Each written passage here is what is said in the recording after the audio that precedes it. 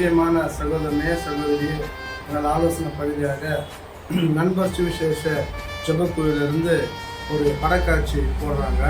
அந்த படக்காட்சியை அநேகர் பார்த்துட்டு, ஒரு சகோதரி அந்த படக்காட்சியை பார்த்துட்டு வந்து அவங்க காதில் இருந்த கம்பளை கைக்கு கொடுத்து, ஐயா இதை வைத்து கொண்டு நீங்கள் இந்த இந்தியா முழுவதும் இந்த படக்காட்சி நீங்கள் போடணும், இது அநேகருக்கு எங்களுக்கு பிரயோஜனமாக இருந்தது போல் அநேகருக்கு இந்த படக்காட்சி பிரயோஜனமாக இருக்கணும் ஐயா, அது ஒரு பங்காக தான் நான் என்னுடைய கம்பளை கைக்கு கொடுக்குறேன் அப்படின்னு சொல்லி அந்த சகோதரி அந்த போதகர்கிட்ட கொடுத்தாங்க.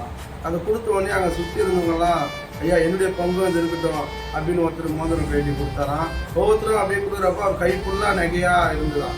அன்றைக்கு ஸ்டார்ட் பண்ண அந்த ஊழியத்தை சுமார் இன்னைக்கு இந்த வருடம் வரையும் அவங்க அநேகருக்கு அந்த படக்காட்சியை போட்டு 16,500 இடங்களில் அவங்க அந்த படக்காட்சியை அவங்க போட்டாங்களாம். அவ்வளோ ட்ரிப்பு அந்த படக்காட்சியை போட்டு சுமார் 50 லட்சம் மக்களை உட்கார வைத்து அந்த படக்காட்சியை பார்க்க வைத்து அநேகர் ஆண்டவராக இயேசு கிறிஸ்துவை ஏற்றுக்கொண்டு மனம் மாறினாங்களாம். அப்போ அந்த மனம் மாறுறதுக்கு முக்கிய காரணம் யாருன்னா ஒரு சகோதரியுடைய ஆத்மா பாரம். எனக்கு அந்த படக்காட்சி பிரயோஜனமாக இருந்தது, அதுபோல் இந்த படக்காட்சியை பார்க்குற அநேகர் பிரயோஜனமாக இருக்கட்டும்னு சொல்லி அந்த சகோதரி எப்படி அவங்க சொந்த நகையை கொடுத்தது போல இன்றைக்கு இதை கேட்டுக்கொண்டிருக்கிற சகோதரனே சகோதரியே, நாம் கூட கிறிஸ்தவங்களை வாழ்ந்து கொண்டிருக்கிறோம்.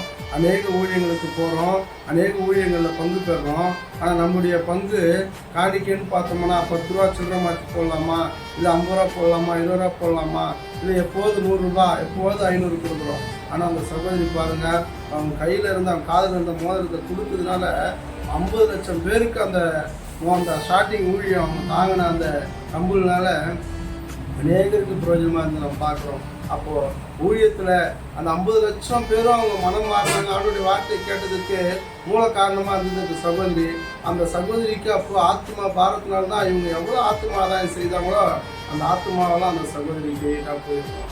அப்போ இன்றைக்கு நாம் ஒரு தீர்மானம் எடுக்கலாம், நாம் எப்பேற்பட்ட கிறிஸ்தவங்களாக வாழ்ந்து கொண்டிருக்கோம். இன்றைக்கு அநேக மிஷினரிங்க பட்டினமாக ஊழியம் செய்து கொண்டிருக்காங்க. அநேக ஊழியருங்க பணம் இல்லாமல் தேவையை சந்திக்க முடியாத ஊழியம் செய்கிறாங்க. அப்போ நாம் தான் போயிட்டு மிஷினரி பணி செய்ய முடியாது, நாம் தான் போய் ஊழியத்தை செய்ய முடியாது, போகிற ஊழியத்தை. அப்போ நாம் பணம் கொடுத்து நம்ம தாங்கும் போது அந்த மிஷினரிங்க அநேக ஆத்மா ஆதாயம் பண்ணுவாங்க. அப்போ இன்றைக்கு நாம் ஒரு தீர்மானம் எடுக்கலாம், நான் இனிமேல் நான் மிஷினரி ஊழியத்தை நான் கொடுக்காம இருந்திருக்கிறேன், நான் இனிமேல் நான் அந்த சகோதரியை போல என்னால் இன்று மட்டும் நான் ஆண்டவருக்காக ஏதாவது ஊழியத்துக்கு நான் தாங்கணும் அப்படின்னு சொல்லி தீர்மானம் எடுங்க. கர்த்தர் உங்களை என்னை ஆசீர்வதிப்பாராக. ஆமென்.